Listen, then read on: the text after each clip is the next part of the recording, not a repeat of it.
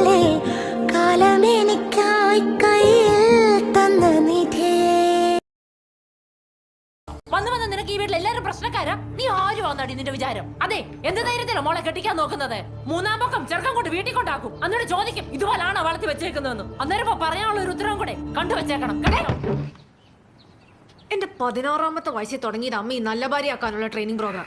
ഒച്ചത്തി സംസാരിക്കാൻ പാടില്ല, ആണുങ്ങളോട് മിണ്ടാൻ പാടില്ല, ഭക്ഷണം ഉണ്ടാക്കണം, അങ്ങനെ ഉണ്ടാക്കണം, പാത്രം കഴുകണം. പിന്നെ മോൻ ഈ ട്രെയിനിങ് ഒന്നും കൊടുക്കുന്ന കണ്ടില്ലായിരുന്നല്ലോ. എന്തേ നാട്ടിൽ നല്ല ഭർത്താക്കന്മാരൊന്നും വേണ്ടേ? രണ്ടുപേരോടും കൂടെ ഞാനൊരു കാര്യം പറഞ്ഞേക്കാം. ഞാൻ ഇനി കല്യാണം കഴിക്കുന്നില്ല. എനിക്ക് തോന്നിയ പോലെ ജീവിക്കും, തോന്നിയവന്റെ കൂടെ ജീവിക്കും. മനസ്സിലായി?